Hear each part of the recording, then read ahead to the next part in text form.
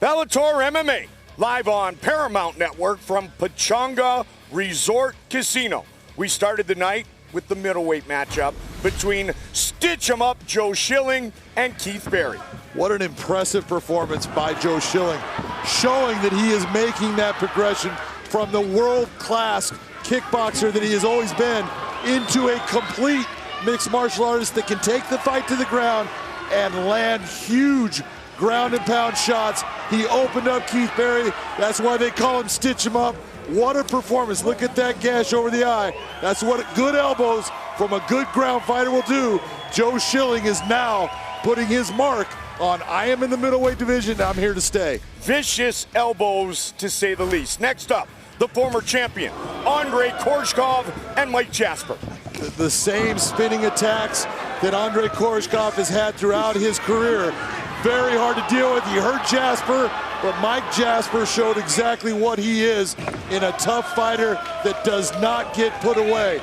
He hung in there tight with a world-class fighter like Andrei Koreshkov and took him all the way to the distance in getting a decision by Andrei Koreshkov, unanimous decision.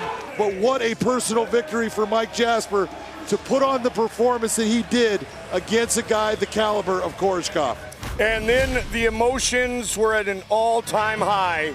Shane Crutchin and Daniel Strauss returning to the Bellator cage for the first time in 15 and a half months. You have to love both guys in this fight, but with what Daniel Strauss has had to put up with the last over a year, it's that left hand that puts him in a position to hurt Crutchin.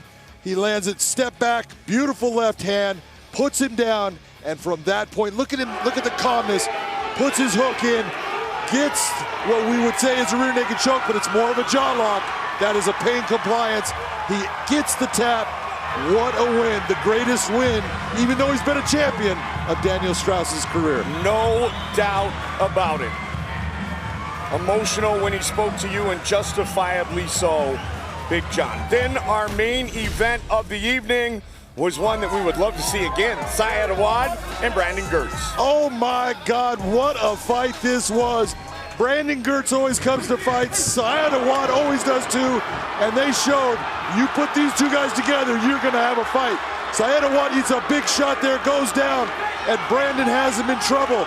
But there is no quit in Syed Awad, and he ends up turning the tables, putting Brandon against the cage, firing back, but here comes Gertz. There is no quit in either fighter.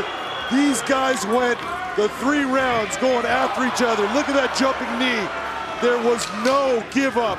Each guy giving everything he had for 15 minutes, to the point at the end of this fight, you just wanted both guys to get the win.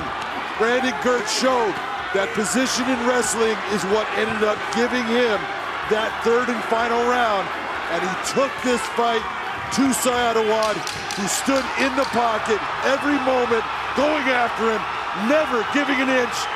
This was one of my favorite fights ever. Brandon Gertz with an incredible win. For the latest Bellator news and information, go to Bellator.com.